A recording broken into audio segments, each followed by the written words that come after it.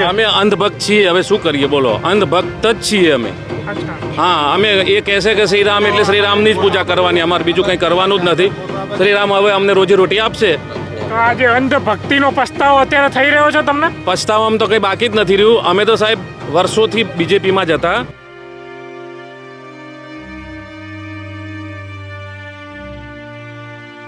તો કે મરવું હોય તો મરી જાઓ, કે તમારા ઉપર બુલડોઝર ફરી વળશે એમ કહેતા હતા. તો પછી શું કરીએ છીએ?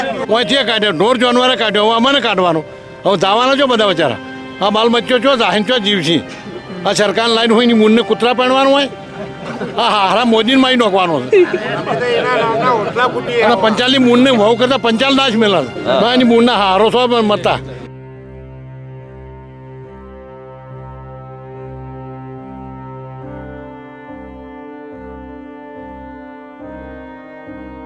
ચૂંટણી આવે તો ખોબલા ભરી ભરીને વોટ નાખો છો, બરાબરી અને બીજા બધા માલધારીઓ, અને હિન્દુ બની જાઓ છો ત્યારે તો. હા, એ તો આગળના દિવસે હિન્દુ જ બની જઈએ કે ભાઈ હિન્દુ મુસ્લિમ જો તમે આમાં વોટ નહીં આપો તો મુસ્લિમ આવીને તમને અહીં રહેવાય નહીં દે અને પૂરો કબજો કરી લેશે, એટલે એવું બધું ભરમાવી દે છે. એટલે અમે તો અંધભક્ત છીએ સાહેબ.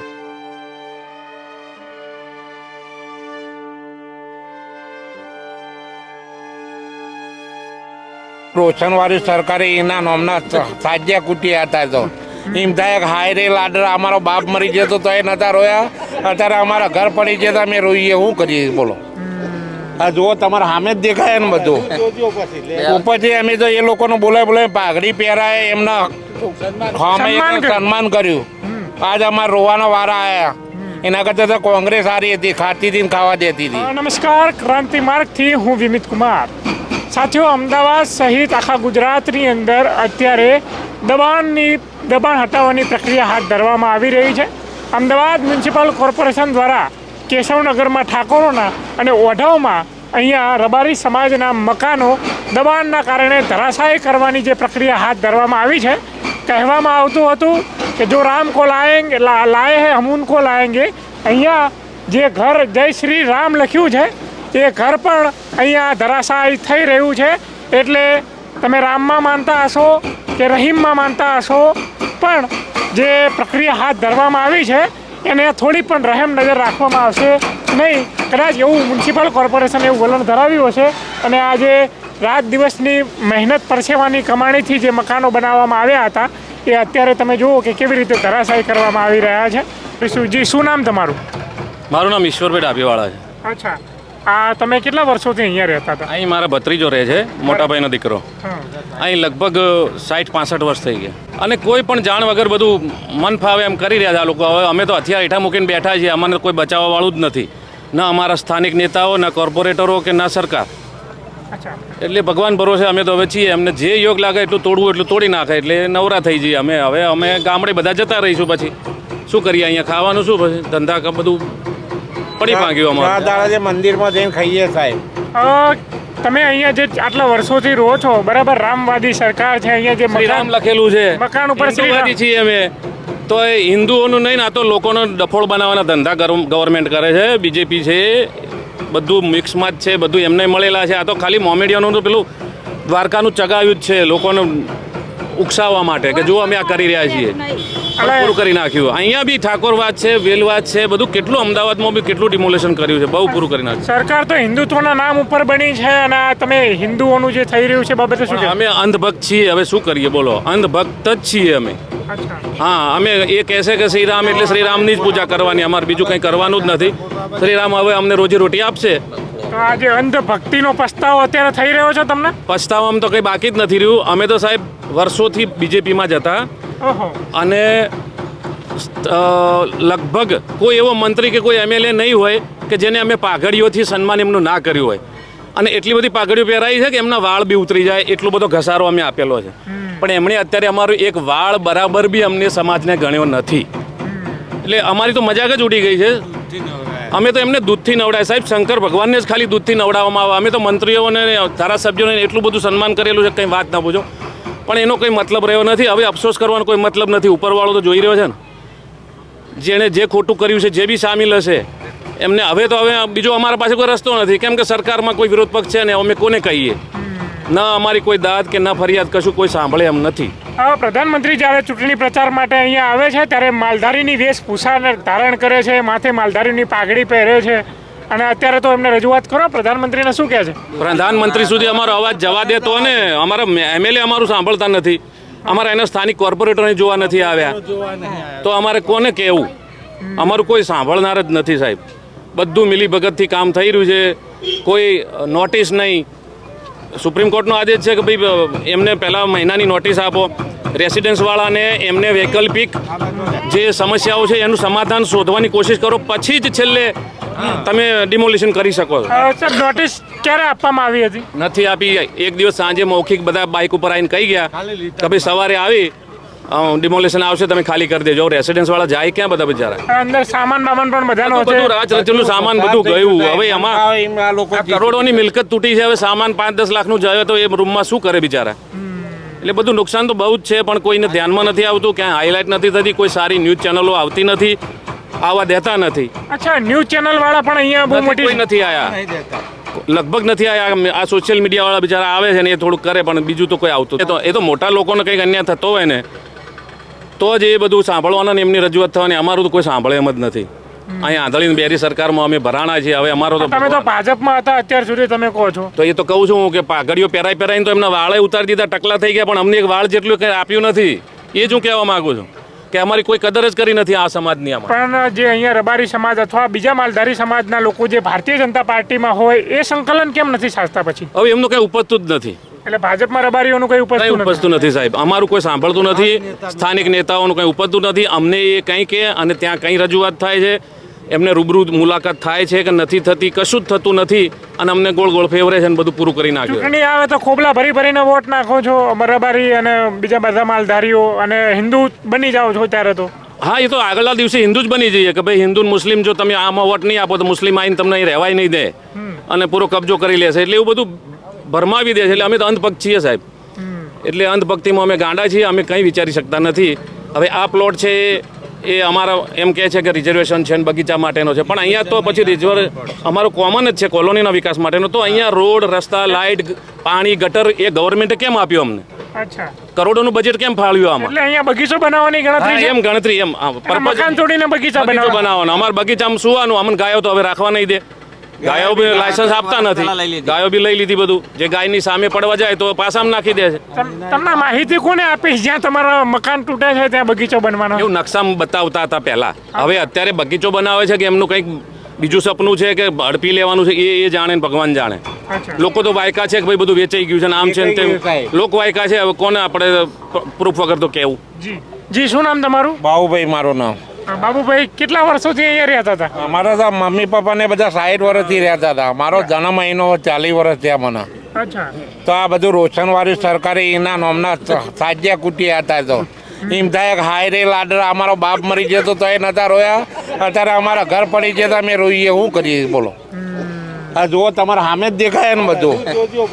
ઉપરથી અમે તો એ લોકોને બોલાય પાઘડી પહેરાય, એમના સન્માન કર્યું.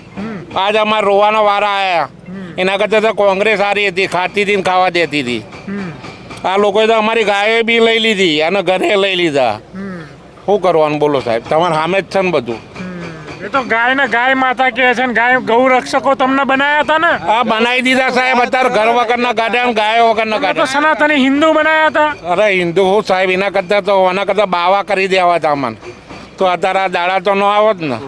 તો એમના બગીચા બનાવો તો પહેલા બનાવી દેવા હતા ને. હવે અત્યારે શું કરવા બને? ઘર પાડીને બગીચા બનાવો. હા, એ જ કહું સાહેબ. જી બેન, શું નામ તમારું? શાંતાબેન. શાંતાબેન, શું કહેશો? તમારા મકાનો બધા અહીંયા પડી રહ્યા છે. મકાનો પડી જાય બરાબર, એને બગીચો બનાવો તો પહેલા એને કહેવું હતું ને કે અમારા બગીચો બનાવો ભાઈ, તમે કોઈ બાંધકામ કરશો નહીં. પહેલા એને નોટિસો આપી નહીં અમને, અને પહેલા અમને જાણ કરી નહીં. અમારે ખાલી એમને બે બાઇક ઉપર આવું એરો મારે અને પછી બીજા દાડા તો બુલડોઝર લાવીને અને તોડી નાખું. તો પાડવા ને કોઈ બધા બિચારા સામાન લઈને ચો જાય, આટલી પબ્લિક ચો જાય? તો બધી વસ્તી અત્યારે રોડ ઉપર રખડતી થઈ ગઈ. કુલ કેટલા પરિવારો રોડ ઉપર રખડતા થઈ ગયા? આ બધો પરિવાર, આ બધો અમારું કુટુંબ જ છે બધું. આવ્યું અમારા 500 મકાન, આ બધું કુટુંબ અમારું છે, અને આ મકાન અમારું જ છે. એટલે 500 જણા અત્યારે રોડ ઉપર રખડતા થઈ જશે. અને પેલા કે ટેક્સ ભરો તમારા નામે થઈ જશે. ટેક્સ ભરાયા, પૈસા રૂપિયા લઈ લીજો, કેટલા સુધી ટેક્સ ભર્યા તમે? હમણાં સુધી ભર્યા છેલ્લો ટેક્સ ક્યારે ભર્યો? ગઈ માર્ચ ગઈ માર્ચ સુધી તો પછી શું કરવાનું? સીલ મારી દીધા હતા ના ભરે એના માટે. અમારે સીલ મારી જતો તો કીધું અમે તો તોડી નાખો ટેક્સ ભરવો નહીં પણ તો કે નહીં ભરો તો સીલ નહીં તો મને ખોલવા દીધી એટલે પેલા ટેક્સ લઈ લીધો અને પછી પછી આ કર્યું પછી આ કર્યું એટલે પેલા પૈસા ઉઘરાઈ લીધા, આવક કરી લીધી. આવક કરી છે એટલે કરોડો રૂપિયા લઈ જવું અને પાછળથી એને આ અમન છેતરીને ઘા કર્યું. તો ગેરકાયદેસર જ હતું તો પછી ટેક્સ લેવાની શું જરૂર હતી? એને શું જરૂર હતી ને આ કરવું તો એને ટેક્સ લેવાની શું જરૂર હતી? એને રૂપિયા એકણ ખૂટ્યા છે થી વકણ રબરિયા પાણી આવ્યો અને આ બધા લૂંટી લઈ ગયો અને હવે પાડીને નવરો કરી દીધો. કોને રબારીને કોને લૂંટ્યા? એને સરકારને સરકાર આ લૂંટી લીધા તો અમારે પૈસા લઈ લીધા, અમારે મકાન લઈ લીધો તો તમારે ક્યાં જવાનું? ક્યાં હોય તમે ગામડે જતા રહેશો? ગામડે અમારે કશું નહીં, શું કરીએ? વર્ષોથી હોય રહી છે ગામડે કશું રાખ્યું નહીં, ઘરે નહીં ગામડે તો શું કરીએ? અમે ગામડે જઈને શું કરીએ? જી, શું નામ તમારું? ભરતભાઈ દેસાઈ. શું કહેશો ભરતભાઈ? આ સરકારે 1952માં અમને જગ્યા ફાળવી હતી કેન્દ્ર સરકારે, બરોબર, રબારીઓના વસવાટ માટે, પુનર્વસન માટે.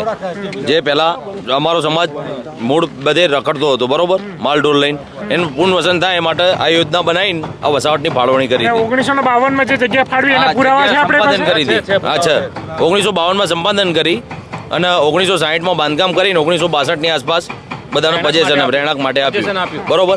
અને આ ખુલ્લી જગ્યાઓ હતી એ ઢોર માટે રાખેલી, બરોબર. અને એ વખતે ફાળવેલી હતી એ જગ્યા.